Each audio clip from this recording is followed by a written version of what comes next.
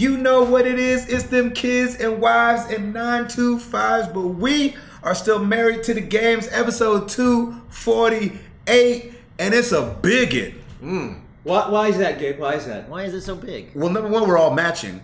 Oh yeah, we are. Ooh wee! Well, Look at that. We got all the iterations of married to the game shirt. We've got Tim in the never worn. That's right. Except until today. Yeah, exactly. We've got Chris and Ed in the 200. Yep. We've got me in the DLC shirt. It's like, I got you. It's okay. Thank you. We've got Gabe in the DLC shirt, which stands for Don't Look Close. So if you notice, if you're watching the video version of this, that mine is slightly off color because we had a batch that wasn't so great. That's right. And so, Mel, this is going to be a different podcast tonight. We are recording this Wednesday night. We are in LA. Yeah. We're at Airbnb. Yes, we are. We are with our boys Stancil and Gil. Yeah. Got some Overwatch going. Watching it. We got a 360 camera going. Right. So you can watch this on YouTube and spin around in circles, and your significant other can wonder what's wrong with you. And vomit afterwards. Exactly. Or you can be like, because married to the games, babe. Just because married. Because married to the games. Exactly. She'll understand. That's right. And so we're gonna kind of not totally be skipping it, but it's gonna be just a little bit different of the show because our week updates are really us being together. Yes. Stancil and Ed have been together since Sunday. We all flew in on Monday. Last time we talked to you guys was on Friday. And so not a lot happened in between. We'll let some of these guys catch up if there's anything that they need to share. Like we obviously know Tim and his dad, if you got any updates or anything. Yeah, man. And then we didn't do a question of the week. Nope. Because I forgot. We didn't even do a question call out. We didn't do a question call out. We didn't do any of that because we've been E3ing it up. Yeah. Yes. I mean, it really does take all your mind power to just be there, and you're like, "What?" Yeah. I almost forgot we did a podcast. I almost check into my flight tomorrow. Sure, that's what we do. Exactly. So, we're just like, it sucks because you look forward to something for so long, and then like that is over. So I'm flying out tonight, getting on a red eye back to Nashville to be a dad and a husband. My wife has been holding it down, but here's the problem. You know, boy. Instagram. Yeah. Is the problem. Yes, it is. Well, because she's sharing with her friends what she's going through. Oh, no. I follow that. I follow that as well. Exactly. And so when she puts on her Instagram stories, SOS. Yeah, that's not good. You not feeling like a giving part of the family. Yes. When Gabe's Instagram is, I'm playing Cup. I know, yeah. Well, mine's like,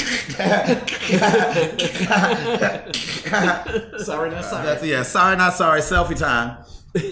So I'm excited to get home, kiss babies, because I fly home tonight. My flight's at 12:45 a.m. I land in Dallas, then take right back off 45 minutes later, land at home at 9 o'clock in the morning, taking the 2-hour change. Yeah. And then we're going to like this beach lake thing with the kids, and then I'm going to love on them, and then I got to get on the bus and go to Nebraska. And so my wife has done awesome to let me come here, knowing that I was only going to be home for less than 24 hours before I was gone again for 2 days, and I'll be back for Father's Day. Yay. Good. Nice. So that's my only external news before we dive fully into the E3 talk. The meat and potatoes. Tim, do you have any updates for us? Yeah, man. Just my father was admitted into the hospital on... What was that, Saturday or so? He was fighting a fever. We went to go visit him he's back at the house. He's not in. So he was in, then out, then back in. He had his 6 days of treatment. Right. Came home, and then like 2 or 3 days later, started getting a fever. Once you start getting that fever, and it's got to be like 100.4 up, instantly go to the ER. 100.4. Yeah, you go right to the ER. So he was hovering at just 100. And then he spiked at like 101. So my mom took him in on Sunday or Saturday. And so he was admitted in the hospital. So he's been in the hospital. His white blood cell counts were low, so they had to give him a blood transfusion. But I've been talking to him every day that I've been here, and he's doing great. And he got discharged today from the hospital, so he's back home now, which is awesome. Yeah. Nice. And he's feeling a lot better. It's weird the side effects that chemo can do.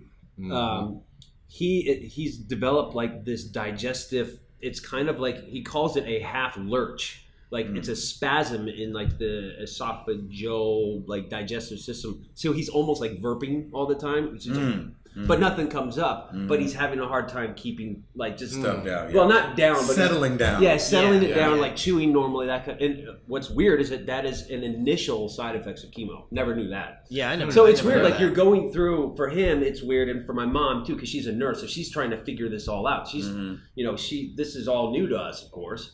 And so it's good that we're going through this because a lot of people who have had the same treatment have talked to me like, this stuff happens. So he's kind of going through these normal phases. I still really can't go see him. My mom just wants to keep him in the house because his immune system's shot.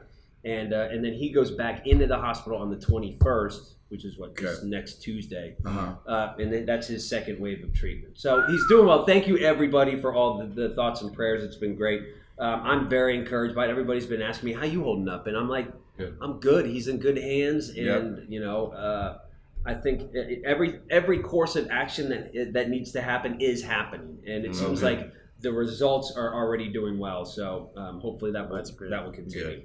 Good. So that's it for me. That's good. There you go. Any external stuff, Chris? Before we dive in.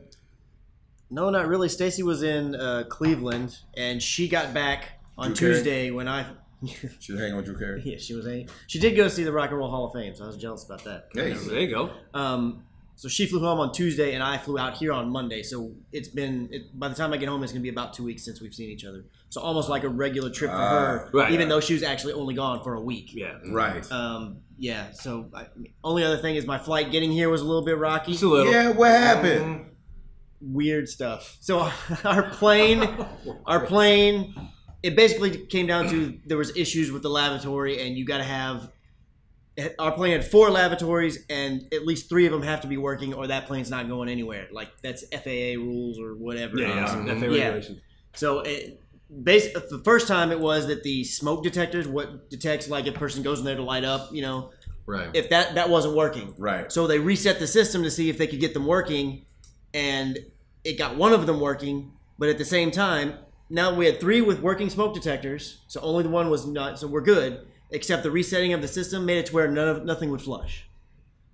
How does that even have anything to do with each other? I know, right? I have no idea how that works. So because they couldn't get them to flush, they're like, all right, we're pulling this plane out. We're going to have to find you another plane. Wow. So my flight was supposed to be at 10:20. I ended up flying out about 3:40. Yep. Wow. So, and I had gotten to the airport early because a buddy at work was giving me a ride. And I wanted to make it easy for him, so I was like, "Hey, yeah, you can get me there at 7, no big deal." Yeah, and so I was just there for a pretty good while. And I really thought that it was just going to get canceled, and I was going to have to go out like the next day or something. Yeah, that would have been. So I mean, it still worked out because I got here in time to watch like the Sony press conference. Yeah, but I was scared. Just barely. Yeah, just barely. Yeah. Didn't really make it in time. Yeah, actually, that's true because it was like 6:30. So luckily for me, you guys just kept it paused. Yeah, we didn't. Yeah. We cut all communication with Twitter and everything. Exactly. We're like, nobody get on the internet. Nobody do anything. We're gonna wait for McCracken. Yeah, the Discord was going off. Somebody's computer was always like, bing, bing, bing. Right? Like, don't look. Yeah. That's funny. But that's really. And you were one of the first ones to book your flights too for LA. The minute we all kind of really started talking, like, hey, does this time seem good? I'm like, all right, because I wasn't sure if the price was going to fluctuate and go up. So I was like, look, I'm just going to jump. And I wanted to come in on Sunday, but trying to be a responsible adult, I was like, it's saving me like $120 to go on Monday. So I'll just do that. Do it in the morning, And I when I was at that airport, I was kicking myself for not booking a Sunday. I was like, if this doesn't work, I'm going to be so mad at myself. Yeah. But I mean. But there's nothing you could have done about that anyway. I mean, and I know that's one of those freak things. Like your flight wasn't delayed Yes. from another flight coming in. It was just a mechanical. And there was, as you might imagine, So many people. Not as many as I would have expected, but there were a lot of people going up to the counter, like, throwing fits. Of course. And I know these people are not like they're doing this. It's not like this is what they want either. Right. Exactly. So I'm going over there. I'm like, look, I understand this isn't your fault. I'm not mad at you. Give me the odds of actually getting out of here. Otherwise, I want you to put me on another flight. Because I'm by myself. I'm not. And they're used to that. Yeah. And they're like, we have another one going out at 5 this evening. We can get you on. It's like, but you might as well wait and see if we can get a new plane. Yeah. And I was like, all right. And luckily, like 45 minutes after that, we had a plane secured, but it still had to land. And then obviously they had to turn it and all that stuff. Right. But it was like, this plane's going to be yours. Yeah. So I was like, all right, I'll just wait. And that took off like an hour and a half before the 5 o'clock. Didn't it take off at 3 something? Yeah. Well, it was supposed to leave at 3:20. We ended up hitting on the jetway or whatever about 3:45 is when we started taxiing over to the jetway. Wow. So, and then you made it. And you made it. And it was glorious. It was glorious. It was good. Eduardo? Yes. Any extra stuff before we dive in? The only thing that went down really is played a brand new game called Perception. It's kind of a horror game. Sarah's sister, Stacy, and her family, the Tapmans, came over. Every time there's a scary game, we all get together, we turn off the lights, we make Stacy play it. We all watch. And we need to do that with Sarah's sister's name is Stacy? Mm-hmm.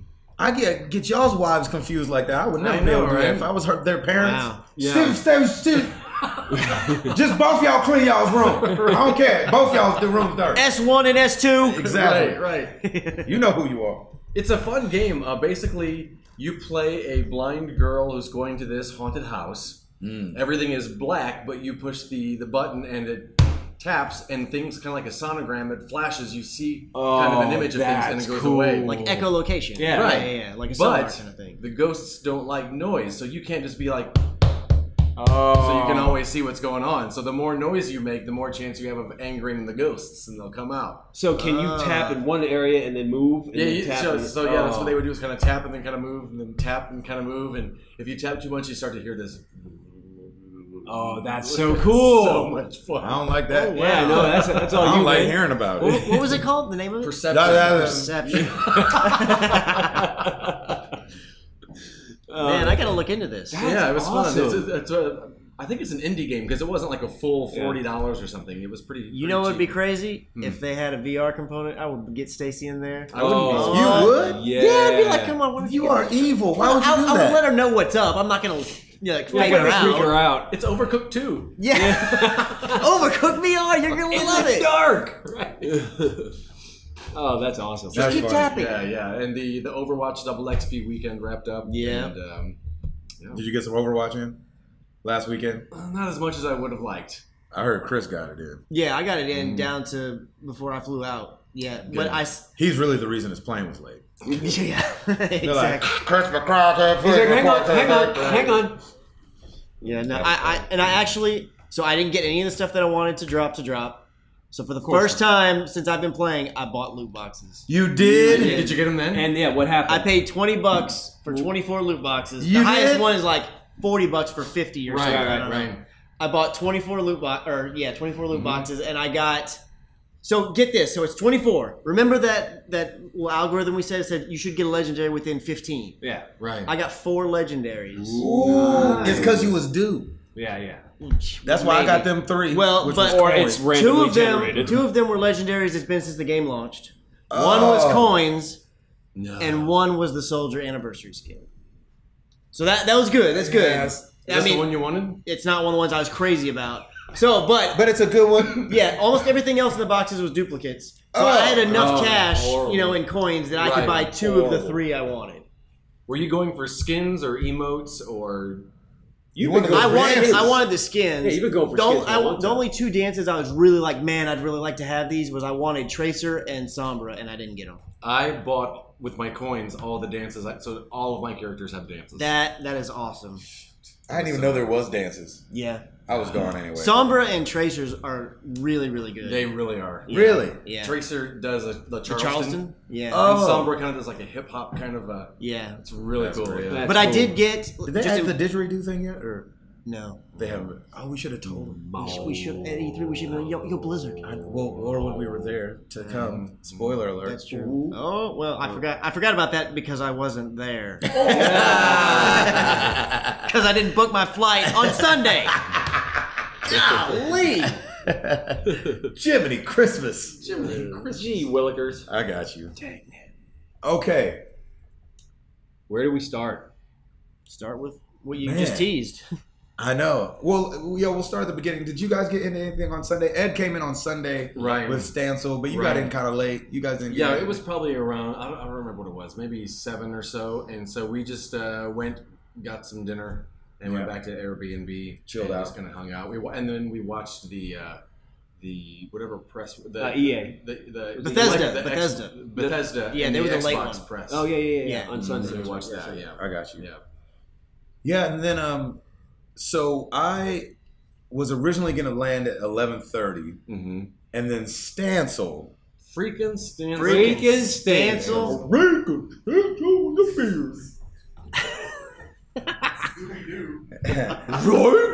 Calls and he had been kind of working on this thing, and he was like, "Hey, check this out here. Hey, yo, I could get your boys into Blizzard." And I was like, "Huh?" And so the only issue was we had to be there like 10:30 in the morning on Monday. On Monday, yep. And the LAX is like an hour and a little bit away from where we're going. So landing 11:30 when what happened. So I was like, man, I could change my flight. So I go on Southwest and I'm like, which flight gets me there on time? The only flight available Preach it. was at 5:20 in the morning. 5:20. That would be me.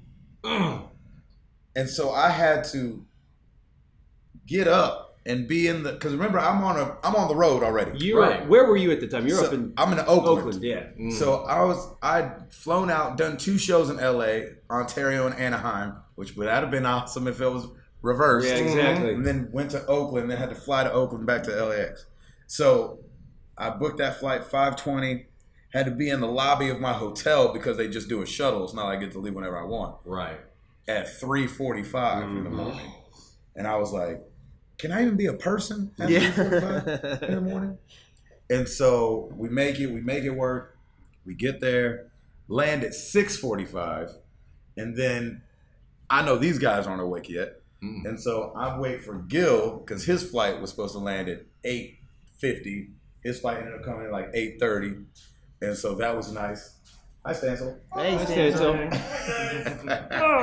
And so I waited on him, and then he landed. These guys woke up. They swoop us up.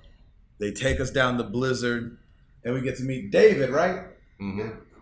We meet David. He works on WoW, I think, World of Warcraft. Right. And was very kind. Such a cool guy. Yeah, very nice. Took us all around, answered our questions. The place was huge. Yeah. Huge. Where we were kind of in this courtyard area, and there's 3 big buildings around us. And I was like, how many buildings kind of are on this compound? 10 was the answer. Wow. And we're by 3 ginormous ones. Total of 22 buildings, but right there in the area was 10. Wow. So he was kind of pointing at the buildings like, yeah, WoW and HOTS are done over here, and then Overwatch and Diablo are done over here, and this, that, and the other, and sound is done over here. And I was like, just looking around and so happy to be here, and couldn't control my mouth. I've never seen you so nervous.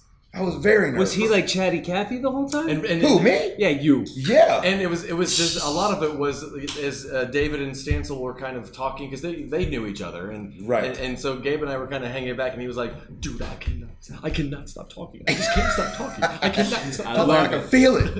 I could feel it. My lip was quivering with excitement. That's amazing. Like right when we step on there, so like right in the middle of where everything is, there's this big ogre riding a some kind of beast, like and so like it's very Blizzard once you get there. Yeah. It's not like office buildings, and this is where Blizzard is held. Right. It's like every corner. Every now and then you see a random sticker. Yeah, it's nothing like that, or it's nothing like we got to go to Valve or even Sucker Punch, where Sucker Punch is just one level of a big high rise. Yeah, this place is made for, built by, and occupied by Blizzard. Yeah. And so, you walk in the building, and then there's for those that follow us on Twitter, me and Ed put some pictures up of like the huge tracers they have, or some of the characters from WoW that I don't know, or StarCraft or Warcraft. It was pretty awesome. It was amazing. What was your highlight from that trip? I think from that part, it was just because before he took us on a tour, he said, well, let's get lunch first to kind of beat the rush. And they have a cafeteria there. And as soon as we open the doors of the cafeteria, there's Tracer. Yeah, and it's just a big old really cool, big old figurine of her. It was just really cool to see that kind of stuff and just see people walking around in awesome Overwatch swag, and we were so jealous. Head to toe. And it was it was like he walked into a Gap, except for Blizzard. Yeah, like all these jokers. I mean, not to exaggerate, 90% of the people there had Blizzard clothes on of some sort. Really? I mean, it was high. I mean, you could probably go down to 80, but like everybody has something Blizzard on. And I think there's a couple Fallout shirts like around or whatever. Right. But instead of a specific highlight, I think it was just, that's kind of like if you go to Universal Studios and you're like, this is where they make the movies. Right. You know, and it's kind of the same thing of this is where they make that, especially for me that came into Overwatch a lot later than you guys did. This is where they make that game that I am loving right now. Yeah. And they make it right here. It was just kind of cool to be around there. And David was so cool and accommodating. Yeah. And he didn't have to be, or he could just be like, this is where this is where, and it was just a really cool, he took the time out to hang with us, and it was just really cool. Yeah, and that sounds awesome. Yeah, as far as he could, he would explain things and answer our questions, and it was really cool to just kind of like, I guess it's what you're, it's seeing like a little bit of the behind the scenes stuff. Like they had this whole little like museum set up almost to Overwatch. Yeah. And so you got to see, they had all this concept art up. And so the first picture is just shapes really of like how they would want the Overwatch characters to look in one picture. Right. And then you have a little bit more drawn in and colored. And then you have really rendered out, but it's just like all different kind of characters that they were kind of messing with. And then the final one. And so it's crazy looking at the very first one, which doesn't even have faces barely. And you're like, oh snap, there's Tracer, there's Winston, and Torbjorn. Roadhog. They do a Roadhog. It was like a pig nose guy. Yeah. So those four were the only ones that made it all the way through. Wow. And then they had like a Mercy kind of character, like a girl with wings, but she was darker and had like a mask. And like a sort of like a Silver Surfer looking sniper. So you like that was gonna be Black Widow, but right now it's just Widowmaker. Widowmaker. Like a sniper and a really sniper kind of girl, but it wasn't quite. And and it was just so interesting. And then Reinhardt wasn't Reinhardt till the very last picture. Really? They always had a big, huge mechanical guy, but it wasn't him. And then it was cool too watching one of them was like one guy looked like Bastion, but not quite. But then there was a tank guy. And then but then it's like, oh, they kind of combined them, and that was who Bastion was. That's so cool to see how everything just progressed and evolved. I wish I would have taken a picture of that. I don't know why. I think I've got one. You did? Yeah, okay. Because it blew my mind, the foresight and if you kind of look past the picture itself and just use your imagination on how they got from point A to point Z.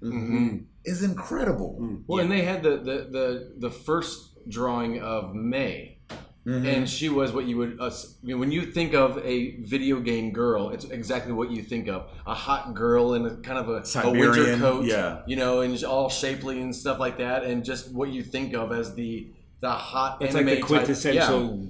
Girl, and then to see who May is today, it was just really cool to be like, that's awesome that they weren't like, hey, let's just make her look like a regular girl. Right. A nerdy little scientist. And I put it up on Twitter, the little story that they had up, but it was talking about how they wanted like this mountaineer, adventurous girl, and so this guy draws up what they're talking about, and it's what it's Lara Croft in a yeah, exactly, yeah, right, yeah. And then he was like, and then he kind of just drew this scientist girl that like maybe she's a scientist looking thing, and you know, and looking at that picture, you're like, there's freaking May. You know what I'm saying? That's cool. And as a guy who uses May, you know, I main May most of the time. It was like, oh, that's so cool. That's awesome. Same shoes, same color. You know what I'm saying? Same, a lot of the same things that, you know, go into all that, but I don't know, was May. It was awesome. It was really cool to see. Yeah. What else happened Monday? Well, Monday we then picked up Router arrived. Yeah, and maybe you want to. Yeah, I like you, Gabe. I took the 5:25 in the morning first flight out from Nashville, so I was up at 3 after only getting 3 hours of sleep before, because my Preds lost the Stanley Cup, and so I was up for that. We were all watching it. It was really. Honestly, I got to say, it was really fun. Like, the whole family, we were just watching it. Piper, Lauren, everybody was into it. It was a great game until the end, like up until the last 3 minutes. And but man, the love that Nashville's receiving from all this just makes me proud. And there have been so many fans that have been like sending just well wishes to the team. Like, you guys gave us one of the best, you know, Stanley Cups that we've seen in a long time, and it was really cool. So, so I left that Monday morning, along with a ton of people from CMA Fest, which happened that weekend. Oh, that's right. Bonnaroo, which happened that weekend. So when I got there at like 4, the airport was packed. I'm like, good thing I'm just bringing a carry-on and I could just roll right in. So I got through security, no problem. Got out here and I linked up with our boy Arkman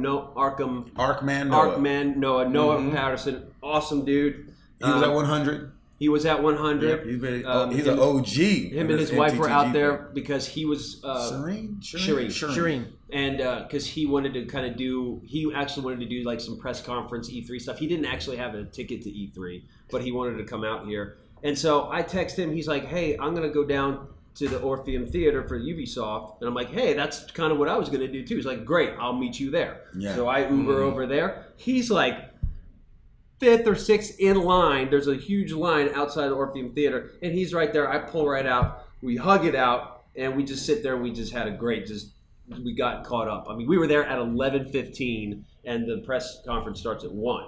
Here's the problem. The problem is that this year with the press conferences, they're not letting anybody from just anywhere come in now. Everything is wristband. You need to have some sort of an email invite. Oh, wow. So we're in line thinking that this is a waiting list line. Oh, man. And then they're like, okay, waiting list. You should have received an email from this woman, like comes up with a clipboard. This is who I got on the waiting list. And Noah and I were like, well, there goes that idea. So we were talking with some of the event staff and just like buddying up with them, and they were really nice, and we were just chatting, and so we're like, let's just wait this out and see if maybe by God's grace we can get in somehow. So we just saw a bunch of VIP people come walking through, and it was kind of cool because you could see, like Mark Cerny, right? Is that his, or Matt Cerny? I don't remember. Mark Cerny. Boom, rolls right in. I'm like, oh, there's Mr. PS4 right there. Really? And wow. It was really, really cool just to see. You could tell like there's just a who's who of people coming in. So we were just people watching for like the next hour and a half. So 5 minutes before the press conference, we're like, this ain't going to happen. So we rolled down to a burger joint right on the corner. I plug in my this laptop, and we had a Wi-Fi connection, and we ended up just watching the press conference right there. We each had earbuds in together. It was like a little press conference date. So Noah, I love you, man. Thank you so much. That was so much fun. We just got to hang, and it was a great hang. And so we watched the press conference, and then walked down to the Sony press conference at the what was that? The Shrine, right? Yeah. And so we got snap coffee. Oh, we got coffee. Coffee. Latte, coffee, whatever, guys. Hey, you're all right, Stitzel. You're all right. Thank you. Coffee. Woo, coffee. So anyway, so we walked like 16 blocks down to the Shrine, and the same thing. We're like, there is no way anybody's getting in there. And they even ran a tighter ship. They were like, you need to have a blue band or a silver band as media or something like this. Wow. So I'm like, I text you guys because you guys were heading back. I'm like, all right, you got to pick me up. We are not getting in here at all. And so you guys scoped it out and we're like, yeah, we're not going. So Noah went back with Shireen went and picked Noah up, and then I went with you, and we came back to the Airbnb, and that's where we ended up watching the Sony press conference. Yeah, and it was glorious. Right. So man, it was such a fun day, just getting out there. I mean, it didn't really hit me like how tired I was until like the very end, but just running and gunning and getting into LA and then meeting Noah and hanging out. Like we ate together, and then we walked, and then we went and had ice cream. We had a nice little afternoon date. It was great. We had such a good time, and we just caught up because I hadn't seen him and talked to him in forever. Yeah, and so it was just an awesome hang. So Noah, thank you, man. It was a lot of fun. And then you jokers picked me up, and we just. It was off to the races from there. And it was cool because we watched the Sony press, and then that wasn't the end of the day. We had to go downtown and meet the MTTG community. Had a little MTTG. Down in Lance at the JW Marriott. Oh my gosh, that was so fun. That was amazing. I mean, what was the name of that place? Glunch. Yeah. If you call and ask the name of the place, that's how they'll pronounce it. It's spelled Glance, but but it's French or whatever. Yeah, it's pronounced Blanche. And of course, the Warrior game was on. The Warrior game was on. The Warrior game was on. So Barry or Boaz got it done. So I had the heartbreak the night before. Yes. With the Predators. Yep. And I saw my brother because I was in Oakland, so my brother came to the show. Oh, cool. Oh, really? We talked it out, and I was like, "Hey, man, we're gonna need these Warriors to come on with it," because I'm a firm believer. Number one, last year, Draymond Green's not thrown out of the game. They win Game 5 at home. Yeah. This year, if they didn't win that game the other night, I think they wouldn't have won another game. You don't think so? I think they'd have lost again. Just because, I mean, LeBron James. LeBron James.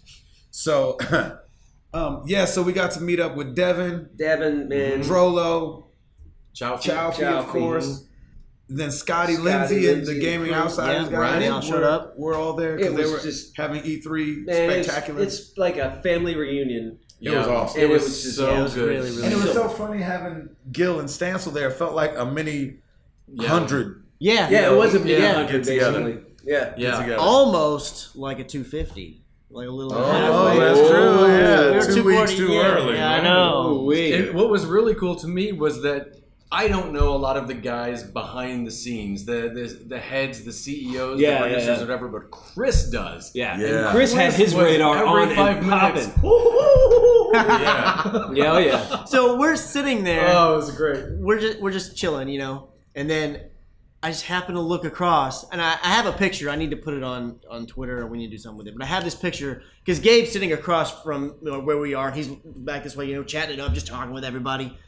And I just kind of look over and realize that's David Cage back there. And I look over and Stancel's like, I think that's David Cage. And tell everybody who David Cage is. So David Cage is basically the head of Quantic Dream, who's made like Heavy Rain and Beyond Two Souls, and is working on the PS4 exclusive Detroit Become Human.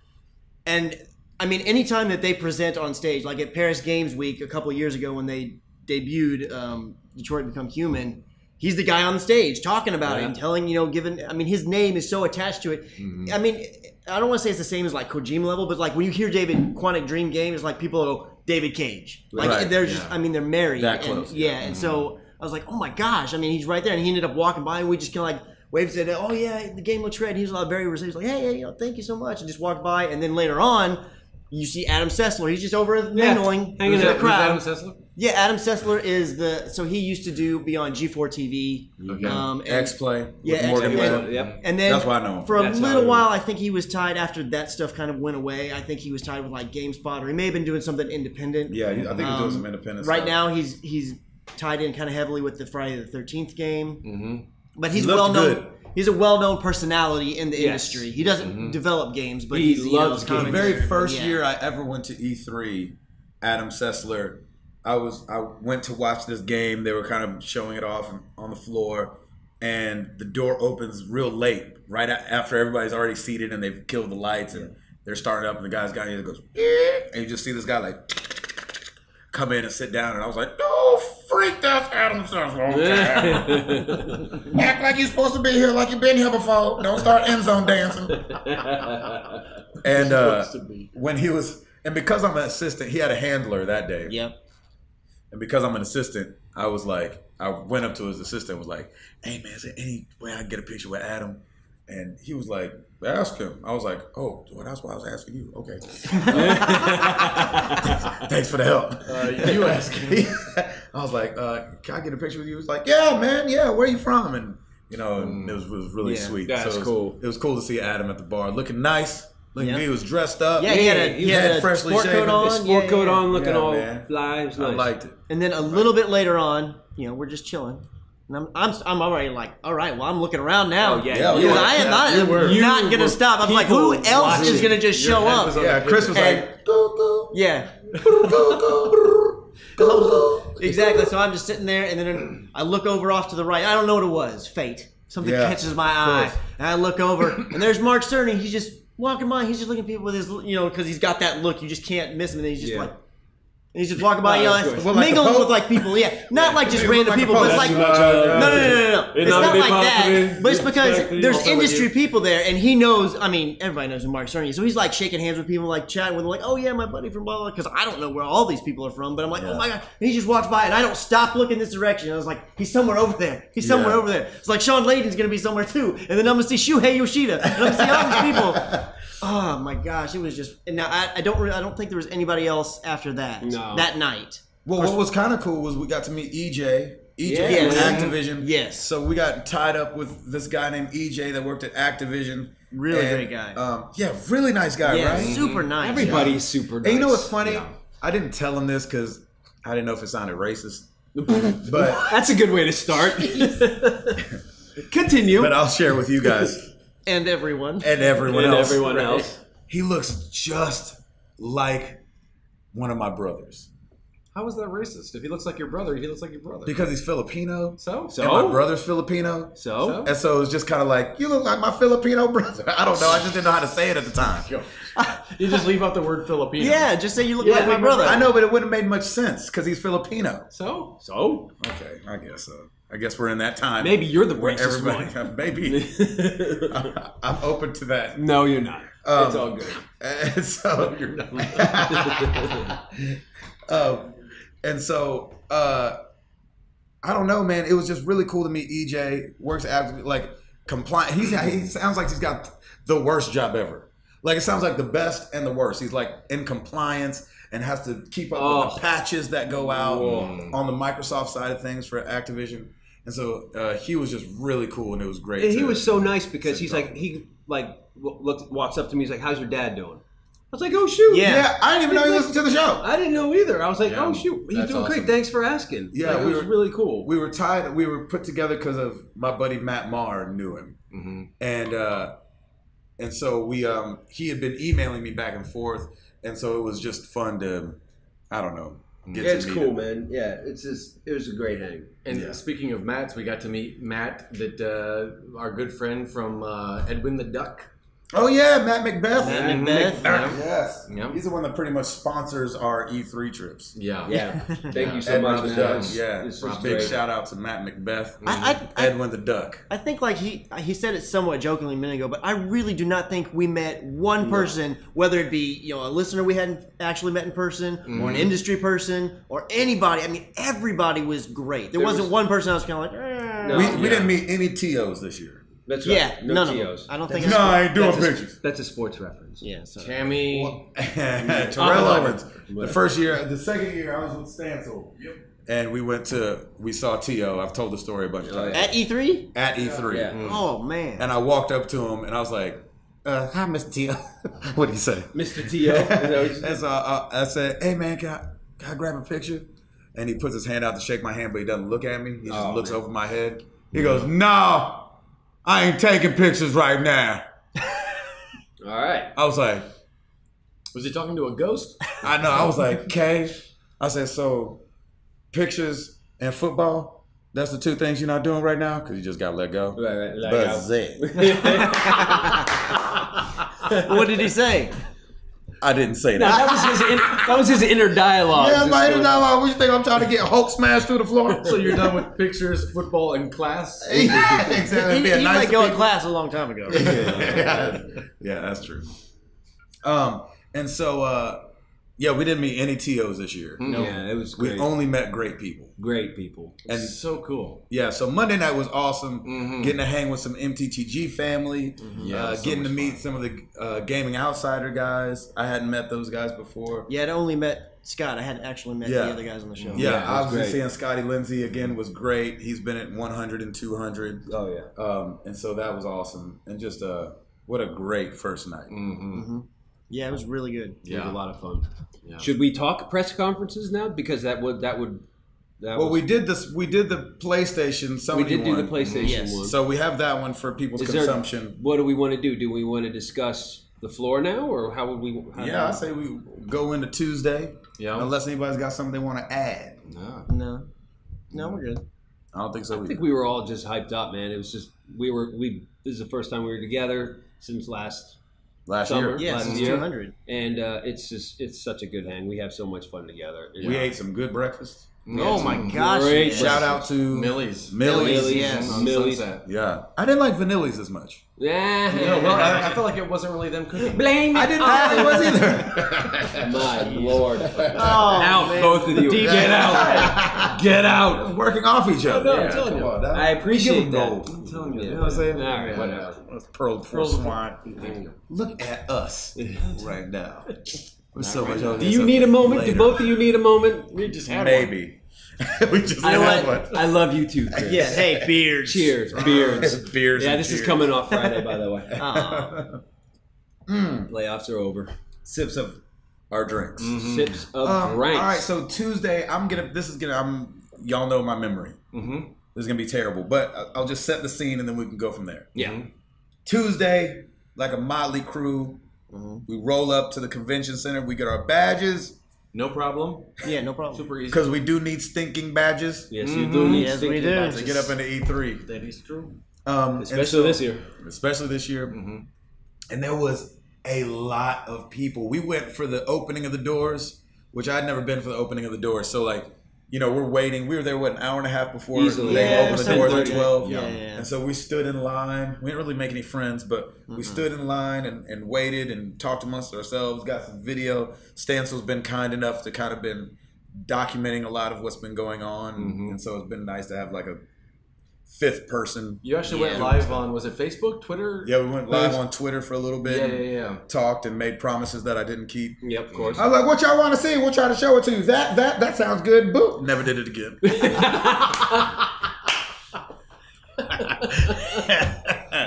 True story. True story, but true story. Yep. Oh, sorry. Man. We're going to get interviews. No. Yeah, exactly.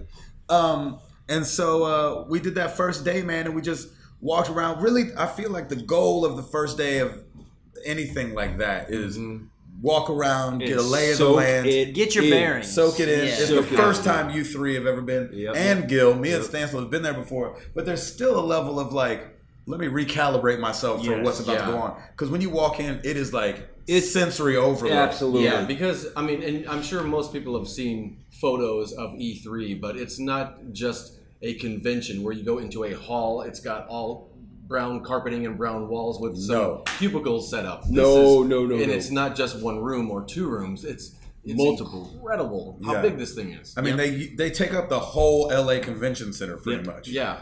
Both sides, plus use the meeting rooms in between. And the concourses in between. The concourse, the hallways, food trucks come up even for the outside walkways. And so I would love to hear from you guys what your first impressions were of your first E3. Chris. I don't know. I hope this doesn't come off negative because it was a blast and I absolutely loved it. But Tim, we're out of here. I'm just That's it for us. You know where to find us. So here's the thing, though. I have watched a lot of E3 stuff, a lot of E3 coverage. So it's not like I don't want to say anything totally took me aback. Like I didn't expect X. Everything was what I expected. Yeah, sure. But it was amazing to finally see it in my face. In person. Right. So I was like a first kiss. Yeah, nothing took me off guard. but it was amazing to finally see, like, this is what the West Hall looks like. And, you know, you hear these terms like, West you Hall, just have these, Hall, you know, flattened 2D perspectives, you know, by watching it on a stream or whatever. And it was really cool to be able to watch. And there's people like, there'll be a little stage in the middle, and there'll be people doing interviews. You see these big crane cameras coming down, and I could just walk all the way around and look at it from any angle I want. Yeah. That was really, really cool. And so even though I wasn't shocked or surprised, it was amazing to finally get there and see it. And it's like, it's almost like, I mean, you really have to describe it as like a bucket list, check it off. Yeah. Like, it feels that way. Yeah, it does feel that way. Yes, it does. I think, you know, it's funny that the energy there, I think, would almost give somebody a feeling that didn't have that on their bucket list. You know what I'm saying? Like, I was walking around thinking of my buddies that aren't really gamers that probably would enjoy that. Though. They would, You know what I'm saying? Absolutely. You're like, huh, I can see such and such enjoying this for 2 hours. I think anybody would be impressed with it. Yeah. Ed, you want to keep on? Well, the last thing I was going to say real quick is that I've been to an NAB, which is also a big conference, but it's in the National Association of Broadcasters. Yeah, and so it's in Vegas every year, and it's tied to, like, you have people there selling camera equipment and all these cranes and stuff, all the stuff for making like movies and broadcast and anything related to that, whether it's audio or television. And that's cool. That was the first convention type thing I'd ever been to, and it was cool because you'd see people excited, but it's also a huge space, and they've got 2 big halls. And you definitely get the people there that are just like, I'm just here to take down the notes and do the stories. Right. This had, because it's a little bit smaller, but I didn't see a single person that looked bored.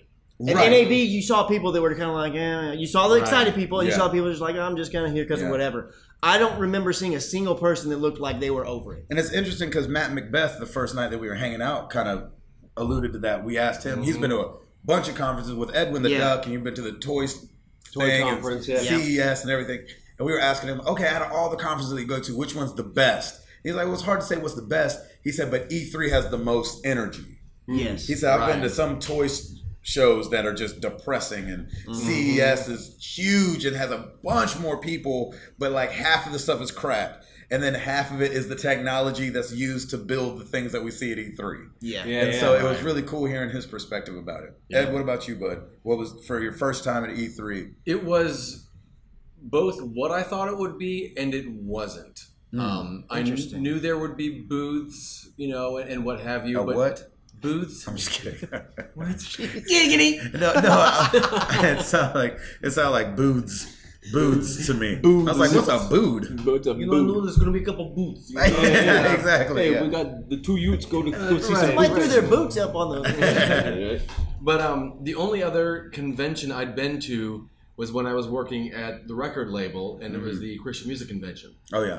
And it wasn't open to the public, but they had... Was that GMA week? Or? GMA week, yeah. Down at the Renaissance Hotel. Right. And so they would have performances by the artists. They would have at the booths. They would have... The artists would be there to kind of meet the radio people, to, you know, to kind of... Oh, they're a nice person. Maybe I'll listen to their record and play it, that kind of thing.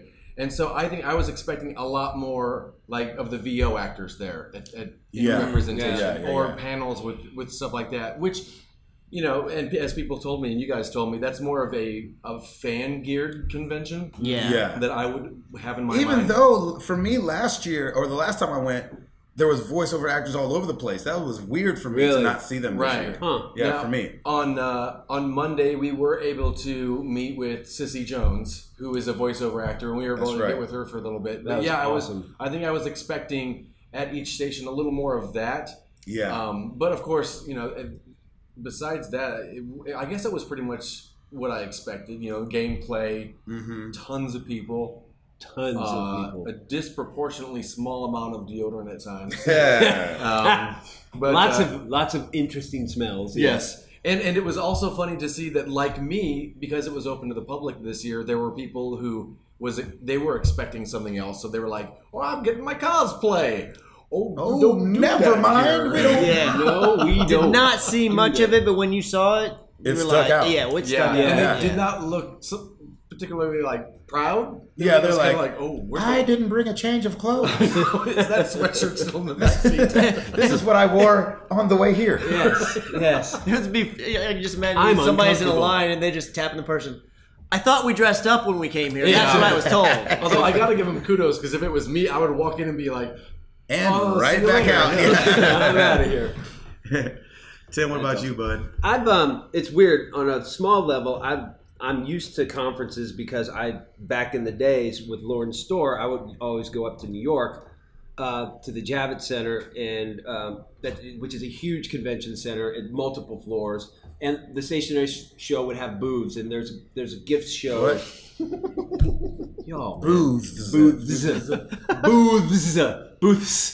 And so, like, I don't know how you're supposed to say it. I'm kind of used to the structure of it because some of the big wig gifts distributors and that kind of stuff would have bigger booths. What? I didn't even say anything that time. No, but it's just. You're not used to that hair around your mouth. Yeah, that's right. So then coming in here, it was like a gift show that was like on crack. It's just big and huge and expansive and loud and lights everywhere, and it was perfect. It was everything that I thought it was going to be. Yeah. For me, it was just really crowded. Like it was. Yeah. It was. Well, we saw the number today. Yes. 70,300 people. Yeah. Really? That's insane. 70,000 attendees. Yeah, that is insane. But which they have had that number without the public before. It's been up there. Really? Before. Oh yeah. Wow.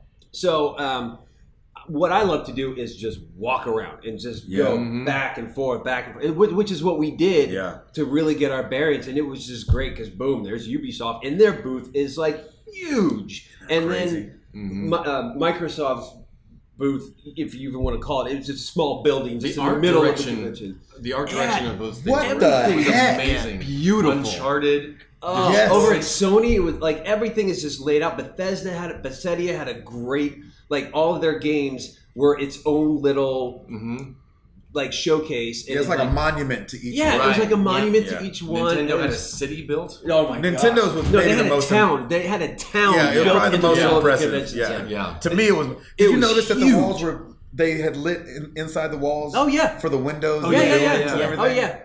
Yeah, and there's probably scaffolding back there with like. And we're gonna put up some 360s of a couple of these areas so people can kind of see what we're talking about, because it's hard to imagine the scale unless you see it. And that's the thing. Like I was expecting this scale, but nothing like this, and it was great. Yeah, and that's something that I guess that's one thing that was surprising to me in a way, because not really knowing what to expect. So the booths were all so different. Yeah. Yes. So like you were talking about Nintendo, how it was made to look like a city, and they had displays out with like Mario in a certain way, and you could take a picture with him, and then they had the screens where they were actually able to play games. And then you go to like Sony, and Sony's is very over the top as well, but it's all like themed in these different areas. Sectioned off, and I felt like I was at Disney or Universal. It was and then they had the theme. I'm sorry, go ahead. No, go ahead. The themes were amazing. Like for Days Gone, like before you walk into their little theater, there's just a trash can there with like lights flickering, like it's a flaming trash can. Like small little details.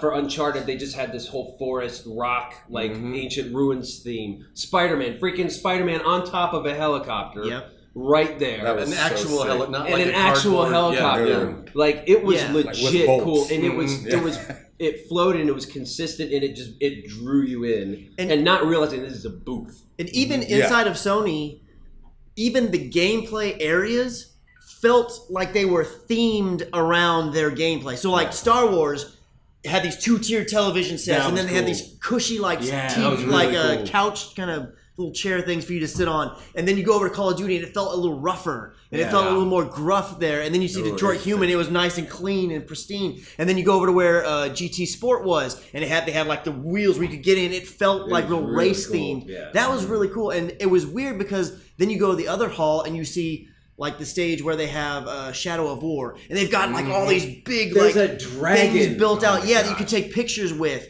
And then you go across to Microsoft, and Microsoft, it to some extent was like subdued, but at the same time, I felt like they had more games and places to play than any other one. It was like a grocery store of games, because it was like with still the stage in the middle, so they could still do all their live broadcasting. Really cool. Yeah, it felt like they were built like PlayStation. Sony's area was built like Target, and Microsoft's was built like Sam's Club. Yeah, or Costco. I would say it's like it's like they were built for efficiency to get you in, play the game, get you out. Yeah. Yes. Yeah. Whereas Sony was they had their sections that were and they were a little more. Honestly, I thought Sony's more of like a movie theater because there were different theaters. They were more theatrical about it. They were more like trying to just sell the presentation. Well, and they only had 4 real pods. So they had Star Wars Battlefront. Right. They had Knack 2. They had Beyond. I keep wanting to call it Beyond 2 Souls. Detroit Become Human. And then they had, what was the 4th one that they had? Call of Duty World of War. They did in the very, very backside, they did have a GT Sport. It was smaller. Yes. They did have a GT Sport as well, And then Ubisoft's was big stage up front, and then behind the stage is a huge screen. Yeah, and then in like all of the corners were where you could play the game. So Far Cry's over here, Fractured Butthole's here, Assassin's Creed here, and they had a lot of space too. Right, and then on the stage was just dance. Most of it. With people coming up and dancing. And and then they would switch it up because they did do an Assassin's Creed. Yeah, they did an Assassin's Creed live demo where we're watching the guy sitting on the couch, and then they did have a screen over kind of off to the side, and we're all looking. And then I think it was like Gabe. Gabe, just like turn around. You just turn around and it's just whoa.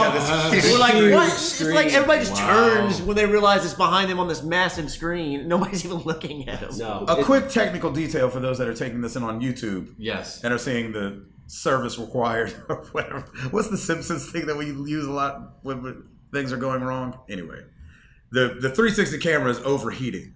Is that what it is? Oh, so here, let me pour some of this water on it. Yeah, let's dip it in the water. So it'll be coming in and out, but just stick with us. It'll be there. Yes. Every now and then. Sorry. But if you're just listening to this in your car, you know what? No problem. Each time that it goes off, and before we turn it on, we should musical chair and like totally swap. I'll wear a big sombrero. No, it's great. I mean, it's everything that I thought it was going to be, and it's just big. It's just big, and everything's just blown out, and it's great. All right, so let's walk through a little bit. We, like I said, on the first day, we just walked around. We took it all in, and I thought we could break this down in sections. Because I don't know if we need to break it down by day so much. No. But because Chris was our celebrity spotter. Oh yeah, and I know you have a little list that you put together. I do. I don't have my phone. Dang it! That we saw. Where's your phone? It's back in there. You go get it. It's on the charger. Where else would it be? Yeah, exactly. And it's been the cutest thing watching Chris. Isn't it? It's adorable. Oh my god! Freak out about his phone. Dude, before we leave, my computer's right here. Plugs his phone into my jack. Oh, I got one more bar, I got 1 more %. I'm like. Taking it from 95 to 97. And did you see That's how 3%, happy his baby? face was? You see how happy his face was? Oh, it was beautiful. Yes. There were so many times I was just watching Chris on the floor there, and I was just like, I just wanted to hug him. Yes. Oh my gosh, I love this dude. You did want to pinch his cheeks. Yeah. Oh man, so awesome. cute. Just watching him just take it. It was so fun to watch. So yeah, I mean, Monday we all stayed together, and then today it was kind of, we knew this was going to happen because everybody wanted to divide and conquer, and it worked out beautifully. Can I also just say, if anyone is listening or watching that was on Twitter today, Chris wore his Married to the Game shirt yesterday, the first day, Monday. Right. Yes. The 3 of us decided to wear ours today, and for some reason, the pictures today, no one mentioned the shirt Chris wore yesterday, but today they're like, "Oh, what's the matter, Chris? Didn't you get the memo?" It's like, everybody's beating up on Chris. Yeah, so right before we record this podcast, because we're doing video, I was like, I'm gonna go put my shirt on because I don't want to get all these comments down in the comments section. So just know that Chris did represent. I did. Yeah, he did. All right, so let's start off with some celebrities and who we saw. Okay, so we saw a few of these I talked about before, but I'll just list everybody they have on here. And we'll say if we have a story for any of them, we'll go. Yeah. We saw David Cage. We saw Mark Cerny, the CEO of Bungie, which I forgot his name, so I don't have him listed on here. We saw Adam Sessler. We saw iJustine as a big YouTuber. That's right. We saw Sean Layden, Shuhei Yoshida. That was let's start with Sean. That was a cool moment. That was definitely a really cool moment. So we're just walking around in between. So they have these theaters, these little baby theaters that they set up inside the convention center. And so I think we had just left Spider-Man, or we had just left Detroit, and about to see.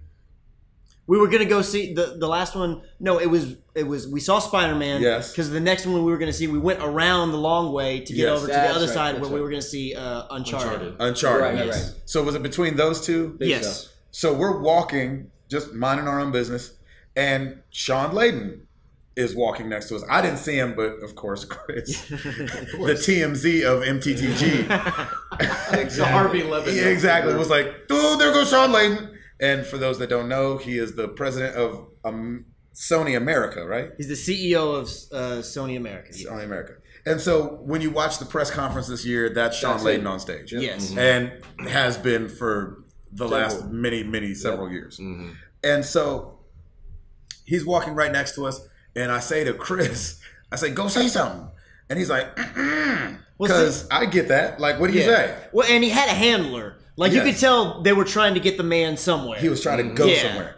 And so, and they're a little in front of us. And so his handler leads him into this door. He's like, right this way. And so we kind of like come around him. And then it was the wrong door. Yes. So his handler's like, oh, I'm sorry. No, go this way.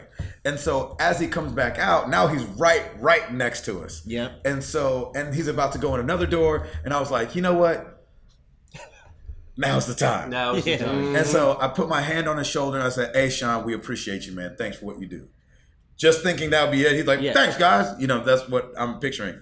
He stops. He goes, oh, man, thank you. What's your name? And puts his hand out. And I'm like, Gabe Patillo. And he's like, nice to meet you, man. I was like, nice to meet you, too. We really appreciate you. Tim and Chris both chimed in. They're like, thank you for what you do. And it was a really cool, like, it was funny because we were talking about it afterwards. Number one, he doesn't have to be kind. Yeah. Mm-hmm. But it's nice that he was. Yeah. And he might not be a kind man, but he was nice to us. Yes.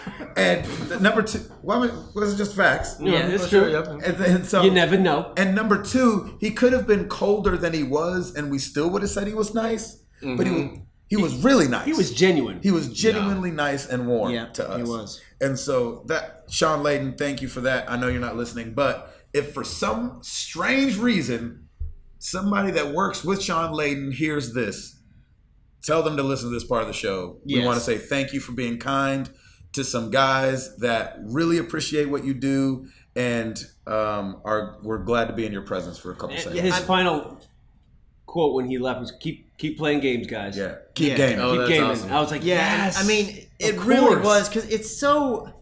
I mean, so like you see Phil Spencer, and you see him on Twitter, or you see him at these events, and you see, like Shuhei Yoshida and Sean Layden, you see these people, you see them talk about playing games and everything, but when you're there with them and you meet them, and even just a small little passing like that, and they're like, hey, they're encouraging you to play games. Like, yes, they have a vested interest in you playing games, but you don't get this, and maybe they're really good at putting on a fake, look, but I don't believe so.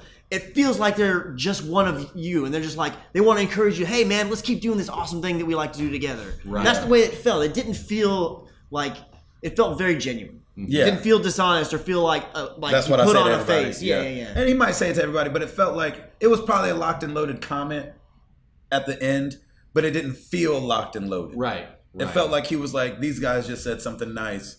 And again, like we said, it looked as though he's an important man. It looked like they were trying to get him somewhere. Like he had somewhere to be. He did not have and to he stop still just stopped and was like, hey, again, stuck his hand out and shook Gabe's hand. And it's like, looked at us in the eye. Like took a couple minutes. And he's an important man. Time is money. And he took time to be really cool to us. That was just awesome. Shout out Sean Layden. Yeah, shout out to Sean Layden. See you next year. We did, and who else did we see? You still have we saw Shuhei Yoshida. We saw... Who was the... president, he was the president of Worldwide Studios. I don't know his title kind of changed. Right? Yeah, I'm not sure if it's still there. Yeah. Well, it was president of all Worldwide Studios. Sony went to Sony Interactive, so that's the name of the company now. But I'm not sure. He may have had a title change. He's fairly adorable. We saw Big Show. The Big Show. The Big Show. That dude lived up to his name. The Big Show. That dude towered over everybody. I was like, oh, there goes the Big Show. Dude was massive. We saw, I'm going to say his name wrong, Kadeem Hardison. We saw Kadeem Hardison. For those that don't know who that is, that's Dwayne Wayne from Different World. Yes. Yep. And he was in Beyond. Yes. Yeah. Yeah, Beyond Two Souls. And so that's what we put together, the fact that him and his daughter were there. Mm-hmm. Yeah. And we could not place him for anything. Oh my God. He's like one of those faces where you're like, I know who that is. Like, have you been to my house for dinner? Yeah. Are you in the Roots? Like, it was like one of those things, like, if you would have told me he was 7 different things, I would have believed it. Yeah. Except, like, Cirque du Soleil. He didn't look like that. Nah, yeah, he didn't. That takes a certain look. We saw Jack Black. Yes, we did. Walking around with his 2 kids, I think. Yeah, I think he is. Up close and personal. Yeah, just walking out. He also had handlers, and but we just got pictures. We didn't try to stop whoa, whoa, whoa. Yeah, I mean, they were really, really making way for him. Yeah, he had handlers, that was plural. really cool. We saw Andrea Renee and then Christine Steimer, who from What's Good Games. And I saw and pointed out, I think to Gabe, Brandon Jones, who used to be on Game Trailers. Yep. And now he's part of Easy Allies. Does a lot of voiceover stuff that you hear in like a lot of the game reviews. These guys saw Troy Baker. Yep. And Major Nelson. Major Nelson. And Game Over Greggy or you did see Game Over? I never saw it. I left right before I went. I decided to, and we'll talk about this in a second, but Chris got to go to something pretty cool today. I decided to tag along, and when I was deciding, I was torn because it was either go with Chris or and enjoy his thing with him because he's adorable. Exactly. or watch Kind of Funny by myself there at the GameSpot. And we saw Greg it was the Sony European area. Really? So we couldn't go in, but we could watch him through the glass. Yeah. Well, that was a really like cool we've looking done little before. area too. Yes. Yeah. And he's it's like a tall. really high definition TV. He was too far away from me to really he's get... taller than he's a tall dude. Is he really? Yeah, he's like you pick him for basketball. Yeah. Even though he's white. I'm just kidding, that's just a joke. I don't know if this is gonna sound racist. Exactly. I know that sounds racist. I was just doing a little Lonzo Ball action. Who else? Oh, and then I mean to finish off the celebrities we saw. Yes. You want to share your thing so for today? Today, the only real talk or panel, I guess you might say, that I wanted to make sure that I went and saw was on Wednesday over at the Coliseum. They were going to have a talk with Hideo Kojima. And of course, being that was... So when he made the announcement on Twitter that, Death Stranding's not going to be there, we're not presenting anything for it, I was like, oh man, maybe that means he's not even going to be at the show. I won't get to see him. I just want to see the man in person. Be in the same space, breathing the same air to some extent. And so, but then I looked and but I am going to be there. And I'm going to be at the Coliseum for this one interview, and it was with... Jordan Vaught Roberts. I always say his name wrong. Yeah.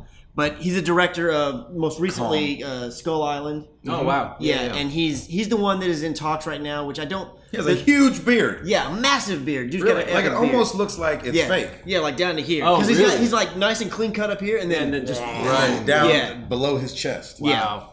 Yeah. And he's right now in talks to do the Metal Gear Solid movie if they're going to do one. I don't think it's like a guarantee it's going to happen. Kind of like the Uncharted movie, how it's one of those ones that's like been, we think it's going to happen. Even though it's interesting hearing a director talk about it. You know what I'm saying? Yeah. Like it's not so up in the ether. He was like, when I call Sony to talk about the Metal Gear Solid movie, this, and this happens. You're like, so y'all are talking. You know what I'm saying? Yeah. But he's a really interesting director, and I only found out about him around Skull Island. So I'd never heard of him before then. Yeah. And so I just kind of started following him. Like I followed him on Twitter and started reading some stuff. Then I heard he got attached to the Metal Gear Solid. I was like, that's kind of weird. Then it turns out not only is he a huge Metal Gear Solid fan, he's a huge gamer. Oh, that's awesome. And so, and him and Kojima have struck up a friendship over the last couple of years. So he's getting to work on a Metal Gear Solid movie potentially, and he's been talking with Kojima about it. I don't think Kojima can be officially with it because, all Konami stuff. But still, it's the creator of it. Yeah. And then it turns out, so people who know Kojima know that he's a huge movie buff.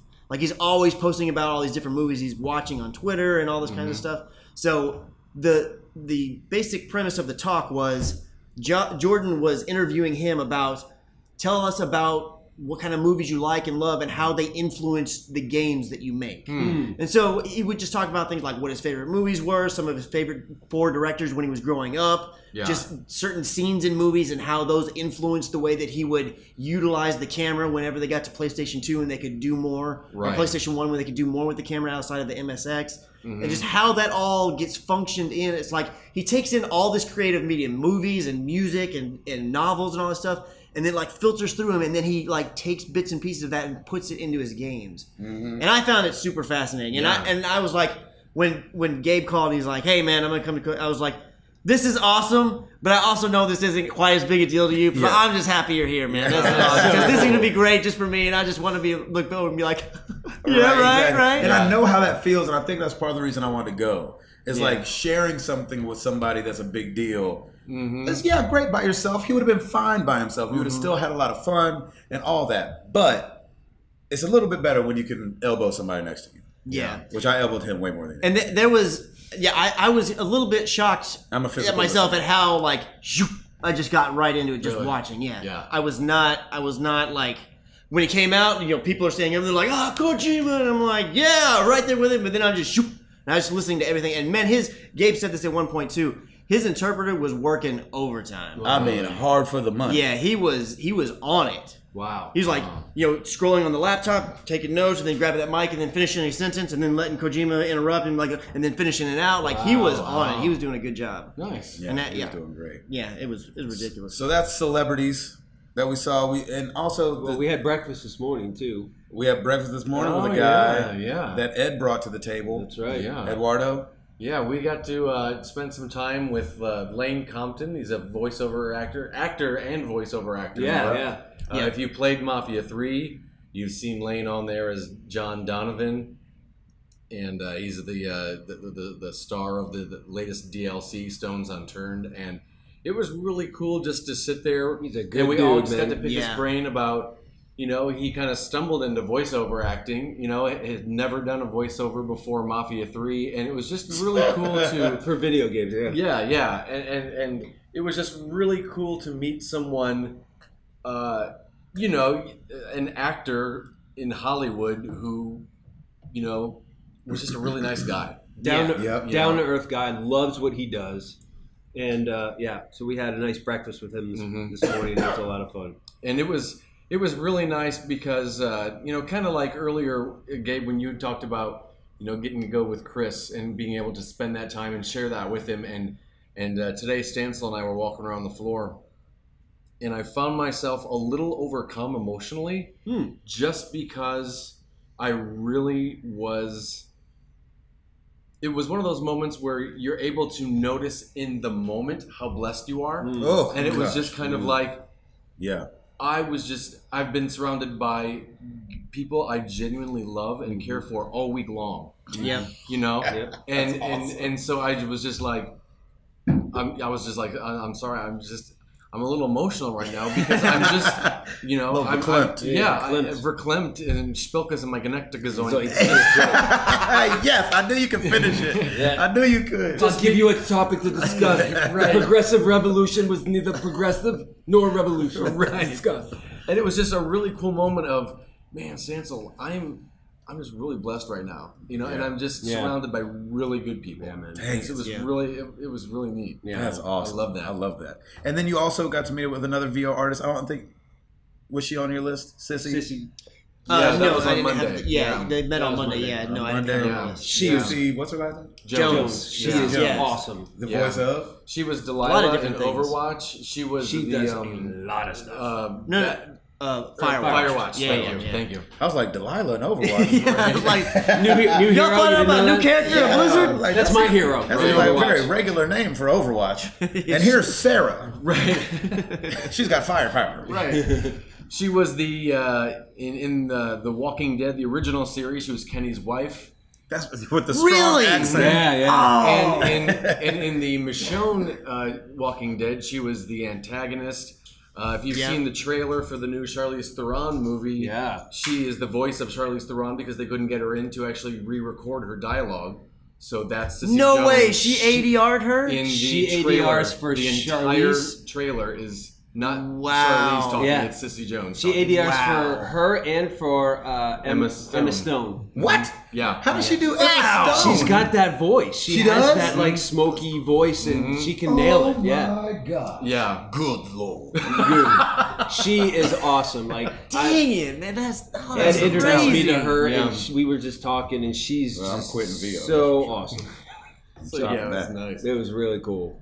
And it was like you said, Gabe. We didn't meet any jerks, and they could very well, Lane could very well have said, "Oh, I can't make it," or maybe I can swing by for a second. He didn't have we to, would have understood. Yeah, totally. Yeah, and I said, I know it's a crazy week for us and for probably for you. Yeah. And he didn't have to come to breakfast with He guy that he met once and another 5 strangers. Yeah, that he'd never met. And I mean, for me, that'd be an awkward situation. Yeah. You know? Yeah. He walked from his place like just 10 minutes away down to meet us for breakfast. Yeah. Just awesome. Just like that. Really cool. It was great. Anybody we're leaving out that we got to meet? I can't think of anybody else. No, I don't think so. There's so many people there, and there's so many glances at folks. Yeah. For me, because I'm terrible at noting who people are, I feel like everybody's almost somebody. Yeah. I'm like, ooh, is that ooh, is that like I thought I saw like Angry Joe like 8 times. Yeah. You know what I'm saying? I was like, oh, that's not him. Oh, Today I thought I saw Paul Bettany. Do you know who that is? Oh, who's that? He was in the Da Vinci Code, and he's the voice of Jarvis on the Avengers movies. And he was walking into the back area where we saw Troy Baker speaking. So I was like, was that him? Maybe. You guys ran into somebody with Stancil. Oh, Ross, somebody Ross. Yeah. Huh? Yeah.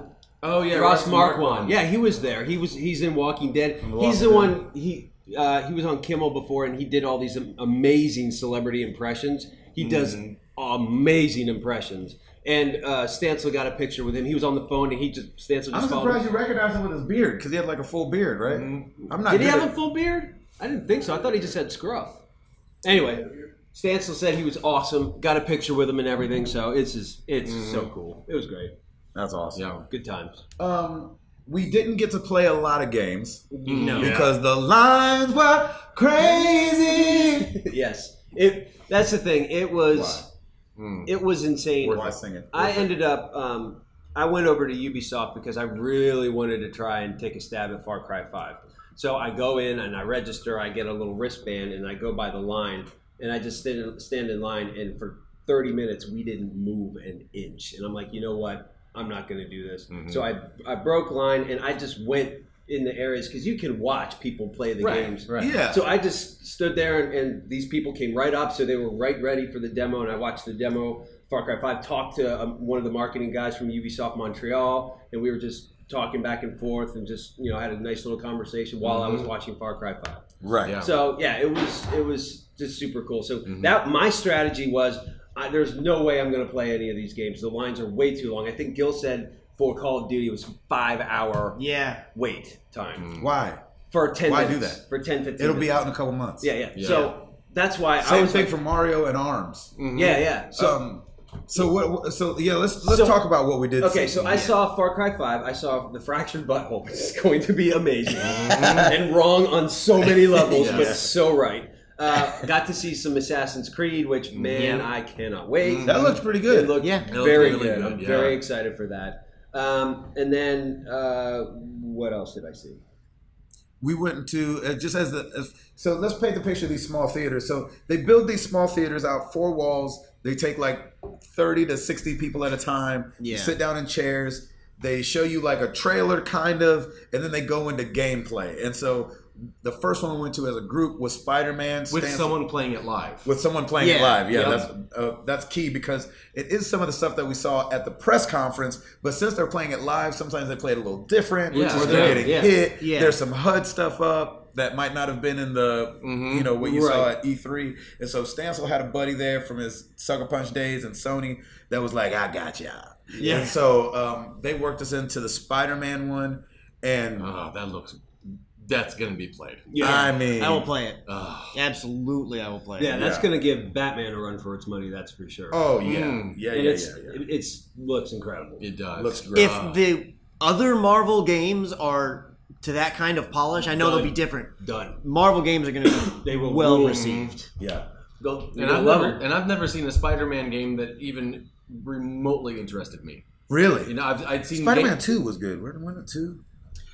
I had this, I can't even remember, it was one on PlayStation 3, I don't even remember the name of it, but you could have different versions of Spider-Man throughout it. And they've always, being Spider-Man and swinging around, that's usually pretty spot on. That's the sell. But most of the other Spider-Man games, the ones that I've played and the ones that I've talked to people that have played, it's like, the story's not that great, or visuals might not be that great. It's always been kind of halfway done. This is the first one that just looks legit. Visuals. Yeah, and the combat. The use of the web. Of the web spinning was it. You're not just spinning and flying. You are using that to capture, roll people up like a spider, and it was just awesome. Yeah, it was amazing. It was really cool. So it was really cool to watch them do that gameplay, and then we moved on to Uncharted: Lost Legacy. Yeah, that looked great. Looked amazing. I was a little. You weren't happy with it. I was loving it. I loved it. I know. It was.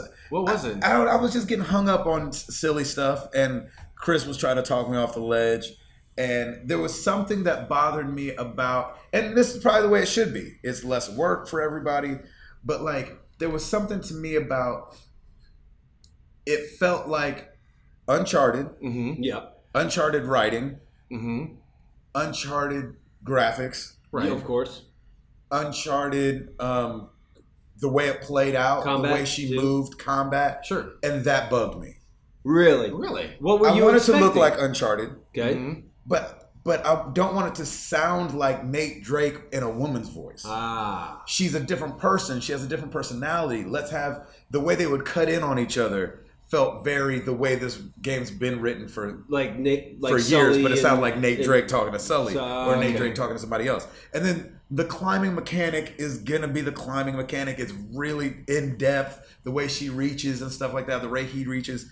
Something about it looking exactly like Nathan Drake, except on a woman, bothered me for some strange reason. So you think it's just a different skin, and you wanted to see something a little bit different? I just wanted it to be a little bit deeper, but I do understand that it is DLC, is what they're calling it, and it's not a whole nother game, and it's not that they're going to deconstruct what they have and build something new because it's a different character. Because they're working on The Last of Us Part 2. Just saying. Right.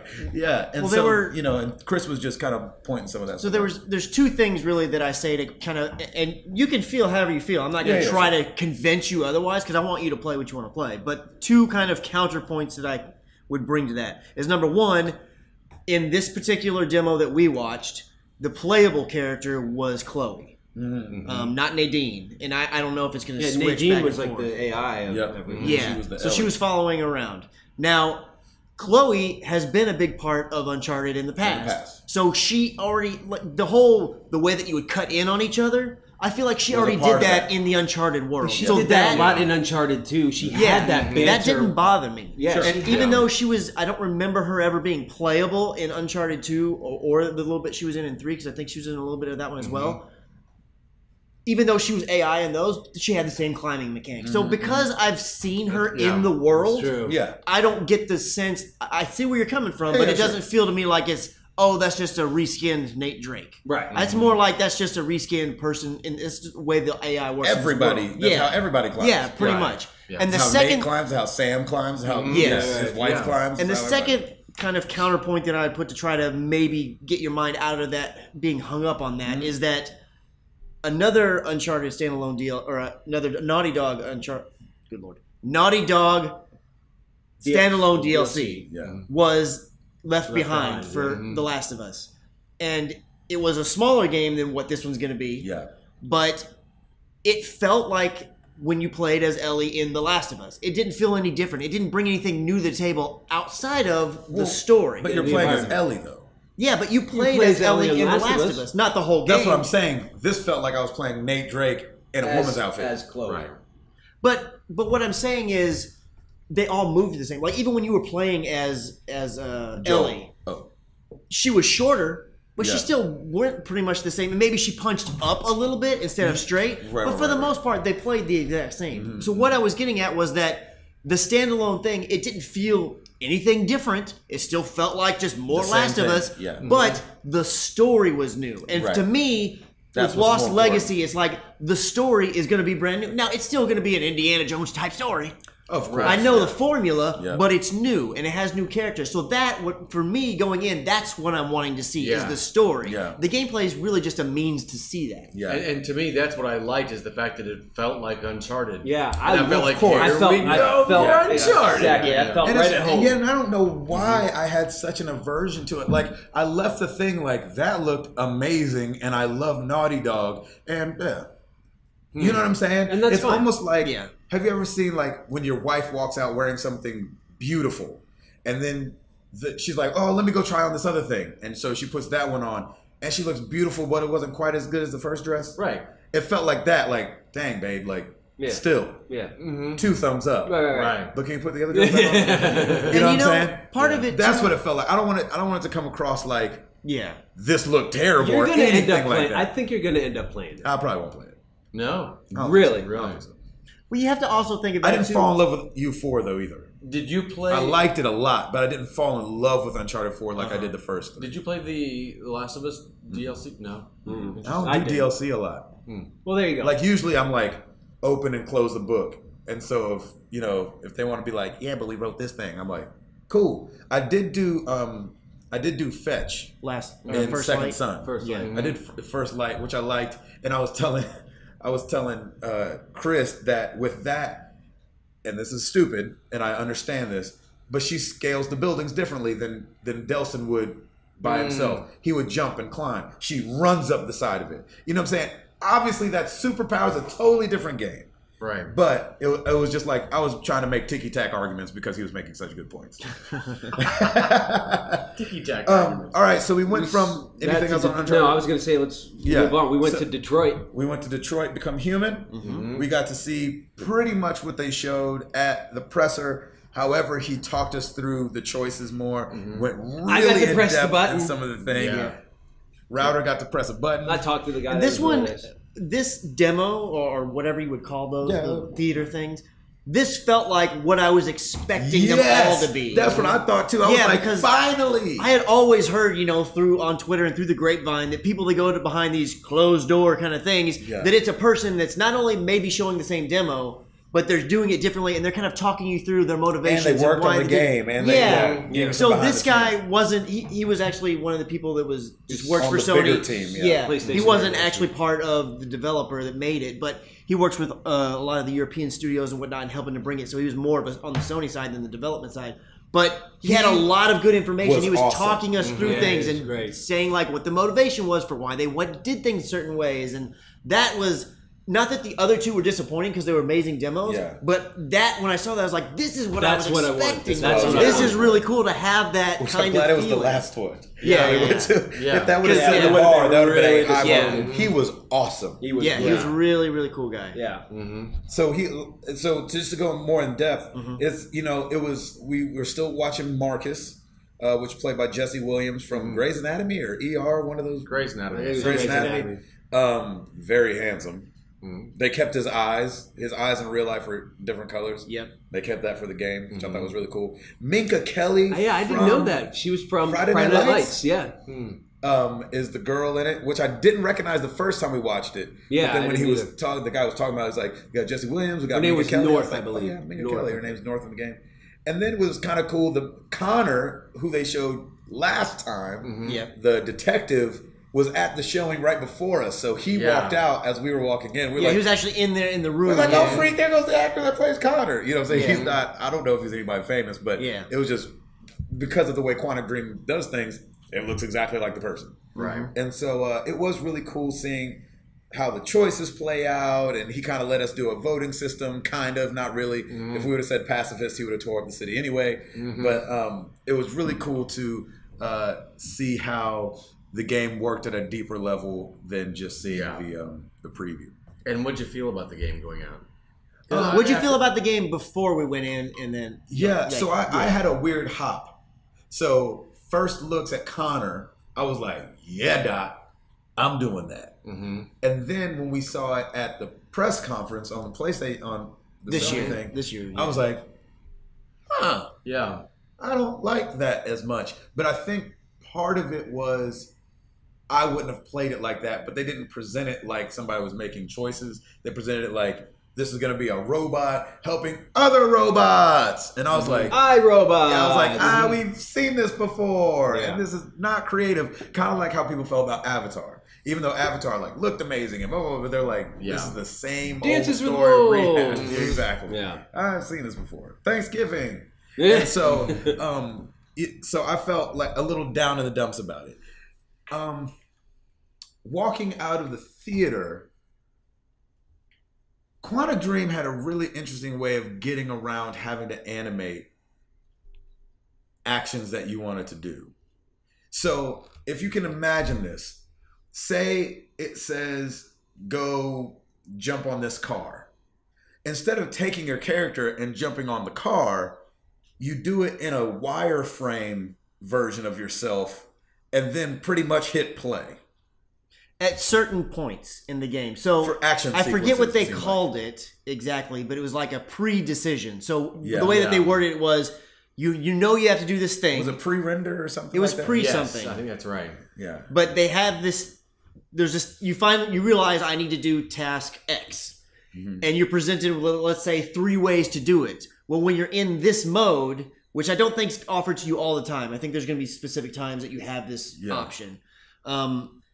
You can sit there and you can like simulate, if I do this way, it's not going to work. If I do this way, it's not going to work. Oh, but if I do it this way, it will work. And so you can figure out the right way, rewind time each time it doesn't work, find the right one, and then you hit the button and it's almost like cutscene-ish. It does the right way once you figured it out. And so to me, I've always had a little problem with how Quantic Dream feels like a movie that you barely have control of. You have a little bit control of it, but not really. And so this thing gives you a little bit more of the... You still don't get to like climb up the thing yourself, go over. It's more like a ghosty thing of yourself shows up, and it's like, and then another ghosty thing, and you kind of hit over. It's like more like connect the dots than it is drawing a picture. And so I thought it was a creative way to get around the you're not really playing, but let you feel like you're still kind of playing it kind of thing. For a lot of those reasons, I won't be playing this game. Yeah. For sure, I will not be playing this game. There is too much stop and go. It looks great. The mocap and everything in it it's fantastic. Like you can see the freckles on North's face. Like everything is great. They design it really well. The mechanics is what I never played Heavy Rain. I don't really like that kind of thing. Like that because there is a lot of stop and go, and you're exactly right. There's a lot of, well, if you do this, you're spending a lot of time doing what if situations, and then you just hit a button and it happens. Right. I don't like that. I like going, like using the joystick. I'm moving forward. I'm running. And there was a lot of stop and go in this demo, and I was like, it looks great. I'm not gonna. This is not a game for me, so I'm not gonna play this one. It reminded me of Batman in detective mode, or the Telltale series when he has to figure out who murdered who. But that I don't mind. And I love doing that, which I think is why I really like. I enjoyed that part of this. That was appealing to me, so I think I'll enjoy that. Yeah. Me and Chris got our hands on Destiny 2. Yeah, you did very quickly. Yeah, it was quick, but we got in there. We got to play PvP match. It was people that have been here before. Yeah, so it was in Destiny 2 PvP is moving down to 4v4 for every type of game mode that you play. So it was Gabe and I and 2 other people on our team, and then on the opposite side of the wall, if you will, there's 4 other people that we were playing against. So the only thing that it felt a lot like Destiny with some tweaks to it in terms of the mechanics and how it feels. Kind of like when you get a Call of Duty, it's like, oh, now in this one you can run up a wall or whatever. So it's like, oh, it's still Call of Duty, but it's a little different. It was nice to finally get my hands on it and feel the slight differences. So I have a little bit of a heads up. There are some new weapons, like there's SMGs. They had all different weapons you could cycle through and try out. That was really cool. I got to play the Hunter class, which is the class that I made in Destiny, the first version of Destiny, the first 3 years of its life cycle. So I was really excited about that. Our team did not do very well. We lost. We did terrible. Very badly. But I will say this. Chris had the one kill on our team. Yeah. And Chris had it. Well, there was, and I don't know if it was for the demo or what it was, but like grenades did not recharge to the same level that they do in current version of Destiny. No. I'm used to throwing it, and then about the next time I'm getting into an engagement, my grenade is ready again. Was not the case. It felt like 3 minutes before it was charged again, and it was not really working. You're not for me. exaggerating. Yeah, and the melee is a little bit different. The same buttons if you use the default, but it just operates a little bit differently. So little quirks like that you had to get used to. On the Hunter, they have this. They have like a double jump. It's still a double jump, but it felt a little different. It felt like a jetpack. Yeah, more than a double jump. Yeah, maybe. Because it was floaty, right? Didn't it feel it was real a floaty? Bit floatier on the top end. Yeah, that's what I mean. Yeah. So and I don't know if there was something you could go in and adjust. And again, it says on there like pre-alpha build and all this, and they're like everybody had a double jump, right? No, well because I played as Warlock and the Warlock has just has like a float unless they changed it. I didn't play I don't know. And then the Titan has like a boost. I'm assuming they haven't changed those things. The one thing that I feel like was the most detriment to us, besides, the other team possibly being better at it than us, was the game mode wasn't ever explained. Yeah. So outside of just killing the teammate, like they didn't come over and be like, oh, they did say like, here's your headset, here's how you adjust your volume, here's where you can change your control settings if you want. But that was it. Did you guys invert? We inverted. Like come on now.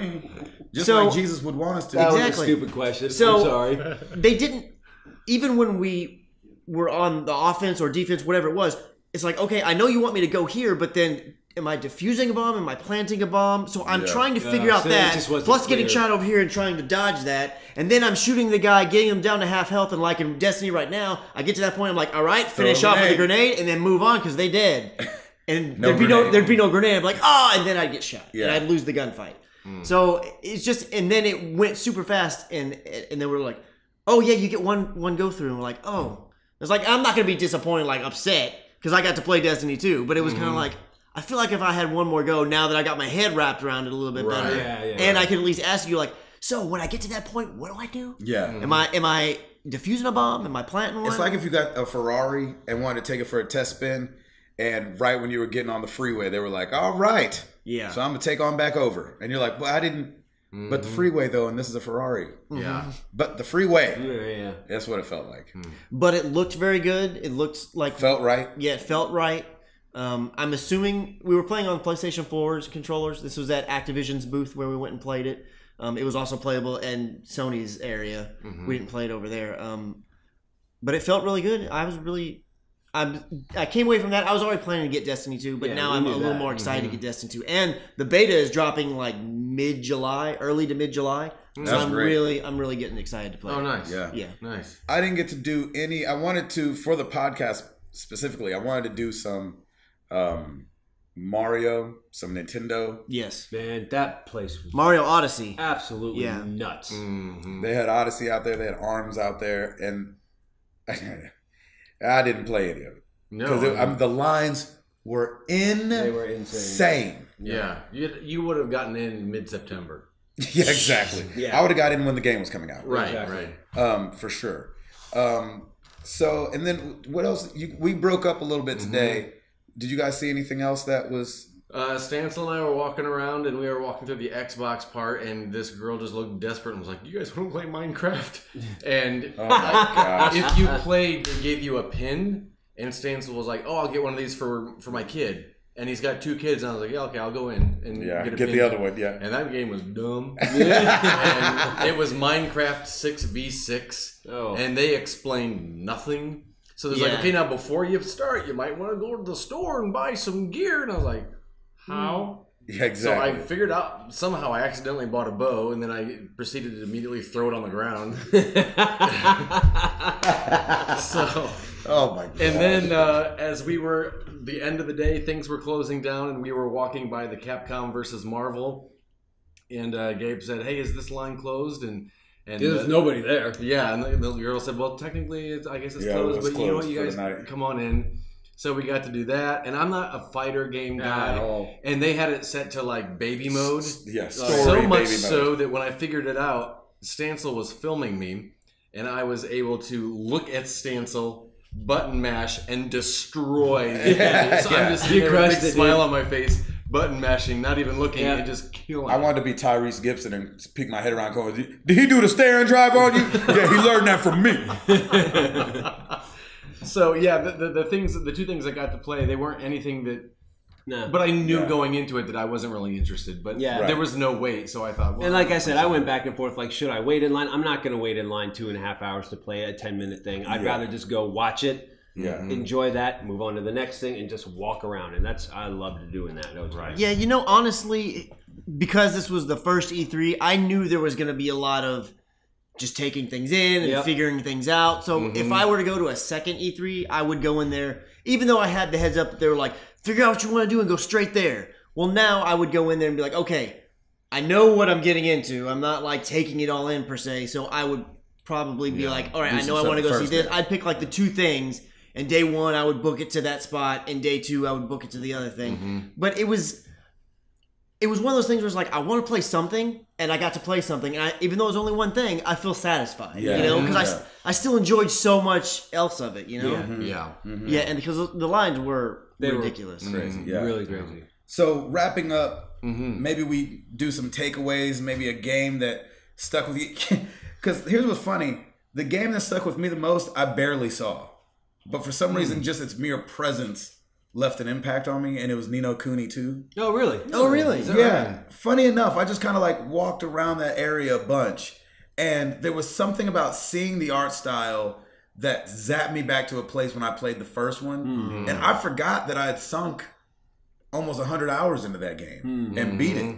And so it kind of like hiccuped me into like, I really want to play that game. There you go. I mean, obviously, there's the things that we know, Destiny 2, World War II. There's the big ones, of course, I want to play those. But that one just snuck up on me a little bit, and I was like, man, all of a sudden, I really want to play Ni no Kuni 2. Yep. So my takeaway from E3 was really looking forward to that game coming out.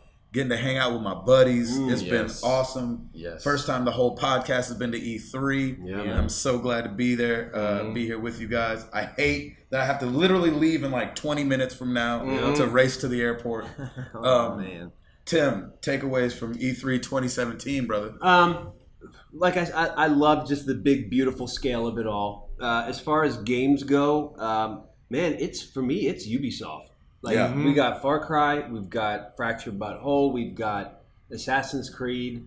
I'm really excited. They're going to keep you busy. They're going to keep me very, very, very busy. On the Sony side, I mean, Spider-Man looked really, really great, and I will probably play Uncharted as well.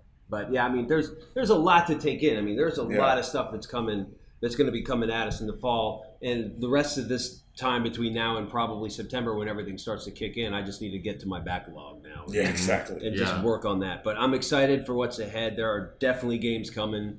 I think the fourth quarter of this year is going to be back to back to back to back to back. Yeah. So it's going to be really nice. Ed? Yeah, I think I was pleasantly surprised by how much I wanted to play Spider-Man and how much I'm looking forward to that. Bethesda had a really nice Wolfenstein booth that was set up as a 50s diner. I didn't see that. Yeah. And you go in, and that's where their PlayStations were. Oh, wow. But it was just... I didn't see that They either. really captured the mood nicely. Was it part of Bethesda's area? Yeah. Yeah, it was Like, almost that's like the beauty right of their across booth. the way from Ni no Kuni. Yeah. Oh, yeah. Yep, that's right. That glass area. Their booth was Okay. really I did see cool that. because each game had its theme and constructed its own game area. It was really cool. Yeah, I do loved remember that. Like Yeah. the Evil Within 2 was all black, and I think it's very dark in there too. So like they set the mood. It was really cool. Yeah. It's really cool. There you go. Was it? And then Chris, takeaways? In terms of like any particular game that maybe took me off guard or anything, I'm gonna say Detroit. Yes. Because okay. I came in. That's a yay for you. That's I came in interested. Yeah. But I'm the only game that I've played kind of somewhat in that vein. I've never played a Quantic Dream game. Right. I didn't have a PS3 in the heyday of Heavy Rain. Right. I didn't play Beyond Two Souls. I watched Gabe's Let's Play of it, so I was like, well, I don't need to play it if I just watched it.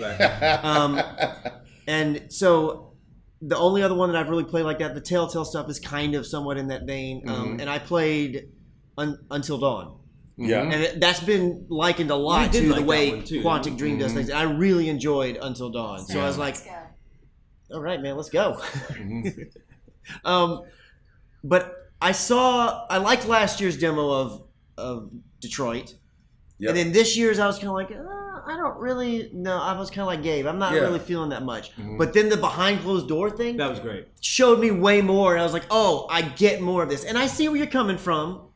But to me, that story's not really about doing things. Even the Telltale games, you may do a little more, but really it's just the point A to point B to get you to the button prompt. Right. That's Right, really exactly, all it of is. course, So to me, Yeah. I feel the same way about Detroit. But those little things like being able to pre-choose your which way you're going to go, just those little changes makes it a little more interesting to me. Yeah. So I think I actually got more interest in Detroit after the demo that we saw. Yeah. So I feel like that's going to be one that I'm going to take. Was this other game, and I actually didn't see it anywhere on the floor, only at the press conference, but this EA game called the one where the two guys are in jail. The Way Out? A Way Out. Mm-hmm. I think that looks really cool. Nice. You have to play it co-op, either local or online. Oh, cool. And I already told Ed, I was like, Ed, you, me, YouTube channel, we got to play this thing. That game I'm really looking forward to. Yeah. As far as takeaway from the whole thing, man,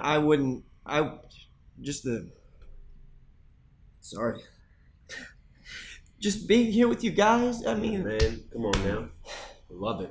With my brothers, back there and here, I don't know how to express what this has meant to me. Yeah, man. It's awesome. And yeah, it's awesome. I'm so glad that I have not just you guys all with me in my life, but that I can share something like this, and you get giddy like I do, you know? Oh my God, and I mean, and we really are men children. Yeah, so I'm having the Vaklimpla Flapalapalap or whatever you're saying, but just I wouldn't have traded this opportunity for anything, and I would have had my flight delayed 5 more days if I could spend just one day here with you guys. Yeah. So I'm just so glad that this happened. As fun as the E3 the event was, this here is what I'm taking away. Yeah. And Secret Hitler. Yeah, oh my gosh, that game. Stancil and Gilbert introduced us to a board game called Secret Hitler. It is incredible. And we can't get into it right now because I've got to go. But we lied to each other a lot. It was awesome. There was a lot of betrayal going on. Just go find out about that game. 4 hours. We played for 4 hours late into the night, and it was awesome. Yep.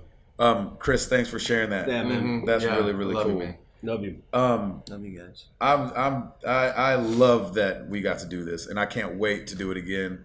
And it's been a dream of mine since I was a teenager to be able to share something like this with friends. And I did get to come one time with Stancil, and us kind of do this together. But as the podcast and having the collective plus Stancil and Gil is just the next level. You know what I mean? It's next level. So it's awesome. We're gonna keep the question of the week from last week, since we didn't really interact with it much. We have some answers on our forum. We have some answers on our Discord, which is great. So you can read those there. That's the advantage of being a part of those two things. But the question of the week last week was, have you ever ditched work or skipped school for video games? And all 4 of us have this week. We've all skipped work. Yes, we have. So we skipped work like a mug to go do some E3 this week. And so I think the only one that can count it as work is Stancil. He's actually still at work. So thank you guys so much for listening. You guys know where to find us. Facebook.com/Married to the Games, Twitter.com/MTTGcast, MarriedToTheGames.com. Come check out the forum. YouTube.com/Married to the Games. We'll be throwing up videos on there. We took a lot of content. I don't know how it's all going to land. Somewhere. But it's going to land somewhere. It's going to be on the YouTube channel. So I don't know how fast it'll be, but we will get that up there as expedient as we can. Sorry about this video and my camera overheating the whole time. I would liquid cool it if I can, but at least you got the audio the whole way through. Yes. Your boys are on Patreon now. Patreon.com/MTTG. We thank you guys so much. Chris, what Chris is experiencing with us is how we feel about you guys. Exactly. And so know that, and we appreciate you guys. And we'll be back next week. And it'll be a normal show. We won't be separated again. Weird. It'll be weird and depressing. Exactly. We won't be looking into each other's eyes longingly. Yeah, exactly. So thank you guys for listening, man. 248 in the books. I'm Gabe Patillo. That is Tim Router. That's right. That is Ed Placencia. Yes. That is Chris McCracken. And we are married to the games, and we up this thing.